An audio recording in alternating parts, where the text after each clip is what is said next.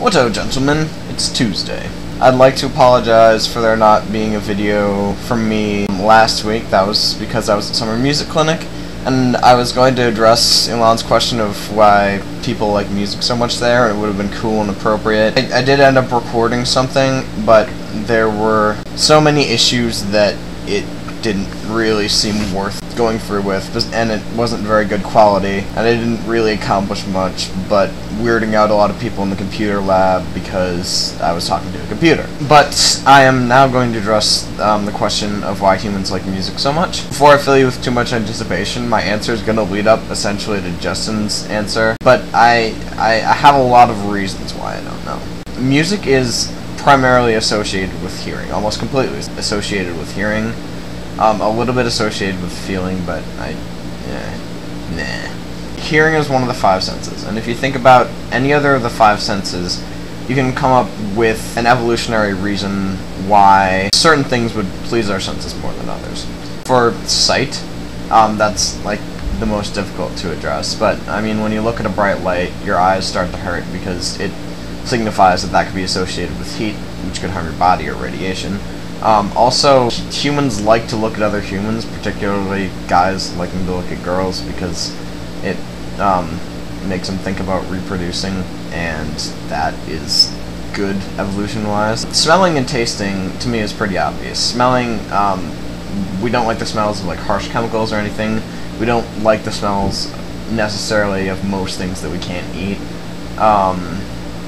And we like the smells of food because it contains things that we need to live, like carbohydrates, sugars, lipids, vitamins, all that kind of stuff. Same with taste, exactly the same with taste. We taste things we like because we taste things we need in the things that we like.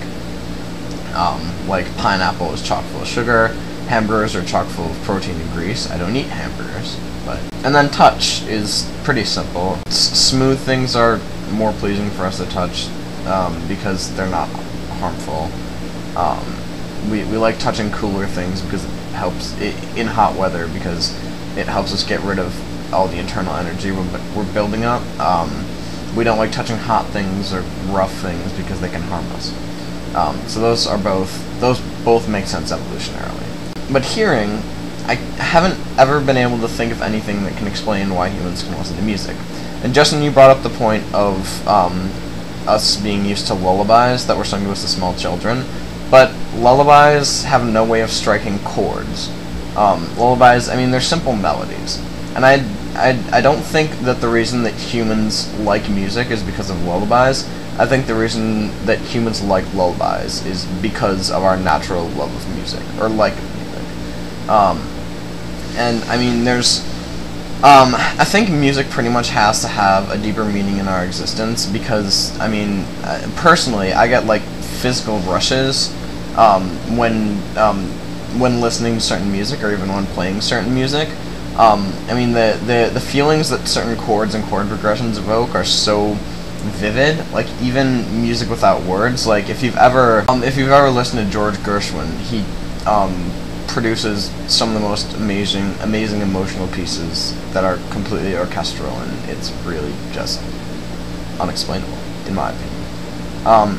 An experiment that I think would be interesting to conduct is put a lot of musicians, composers, and just people who listen to music in an environment where they're not exposed to regular modern-day music, and they're only exposed to music with some kind of a different scale that's either, you know, based all in minor thirds, or consistently in major seconds, or with some odd combination of quarter tones. But so it's not, everything isn't based on our traditional major scale.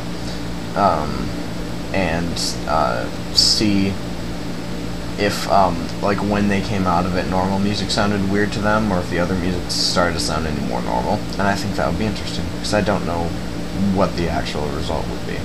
And I don't know for sure if certain musical devices appeal to humans because we're used to them, or just because there's something there, deeper within us. Yeah, those are pretty much my thoughts on music.